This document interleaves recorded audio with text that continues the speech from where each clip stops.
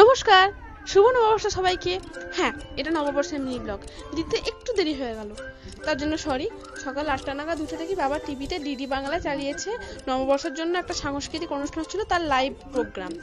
তোমরা যারা ডিডি বাংলার রেগুলার ভিউয়ার্স তারা অবশ্যই ব্যাপারটার সঙ্গে রিলেট করতে পারবে যে ডিডি বাংলার যেসব সাংস্কৃতিক অনুষ্ঠানগুলো হয় সেইগুলো ওই দিনের সাথে কতটা আঙ্গিকভাবে জড়িত।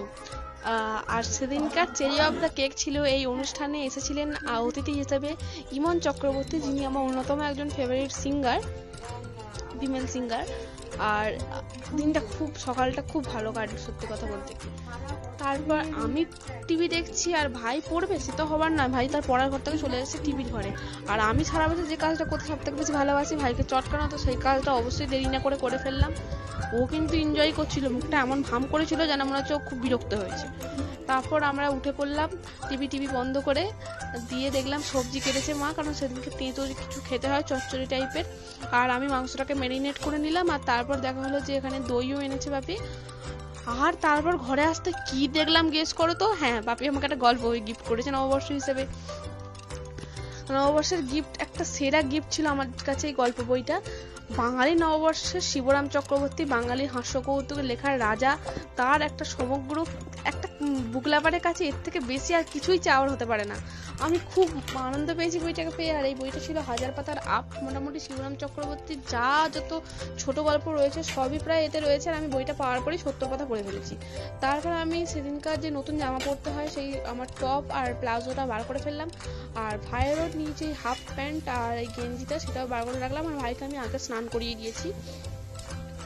তার আগে দেখিয়ে দিই হাতের এই নেল পেনটা, এটা ম্যাট কালারের নেল পেন দেখতেই পাচ্ছ, এটা ভাই গিফট করেছে আমাকে।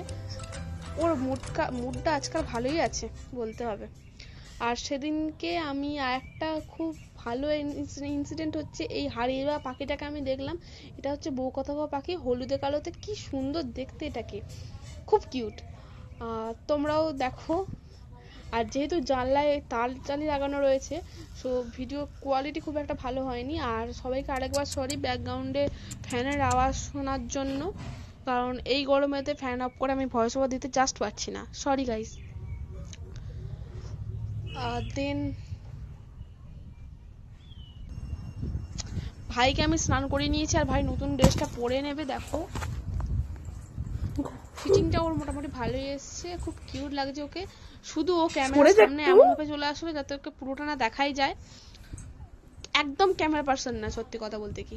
আর এইটা হচ্ছে আমার টপ আর প্লাজো, ফিটিং মোটামুটি ঠিকঠাক, কারণ জামাটা আমি কিনেছি। আর এই ব্রাইট কালারের জামাটা আমার নেওয়ার খুব ইচ্ছা ছিল অনেকদিন থেকেই, পিঙ্ক কালারের, কারণ আমার যে স্কার্টগুলো রয়েছে সেগুলোর সাথে পিঙ্ক কালারের টপ অবশ্যই খুব ভালোভাবে যেত, কারণ আমার দুটো টপই হলুদের উপরে। দেন সরাসরি চলে যাই লাঞ্চে। সেদিনকে লাঞ্চ ছিল চচ্চড়ি, শাক ভাজা, মাংস অ্যান্ড ভাত। আর খুব টেস্টি হয়েছিল। আর বিকালবেলা বাবা এনেছিল ফুচকা, যেটা আমরা সবাই খেয়ে ফেলেছি। আর ভাই এনেছিল আমার জন্য চকলেটটা। তারপর চলে যাই সাপারে, এই ঘুগনি মুড়ি হয়েছিল। ঘুগনিটা মাকে আমি তৈরি করতে হেল্প করেছিলাম, ভিডিও নিতে পারিনি। আর এই ছবিটা ভাই সেদিনকে বিকালবেলা এঁকেছিল। আর 6:10 নাগাদ আমি রেডি হয়ে গেছি আমার নববর্ষের দিনের সেকেন্ড আউটফিটের জন্য।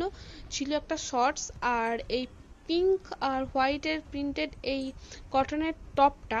আর ভাই আর একটা টি শার্ট পেয়েছিল যেটা পরে ও ভাবির সাথে বাজার চলে গেছিল, ওই জন্য ভিডিও নেওয়া হয়নি। আর রাত্রিবেলা খেলাম আমরা মুড়ি মাংস। That is it. এবং আরও মিনি ব্লগ দেখতে চ্যানেলটাকে সাবস্ক্রাইব করো। বাই।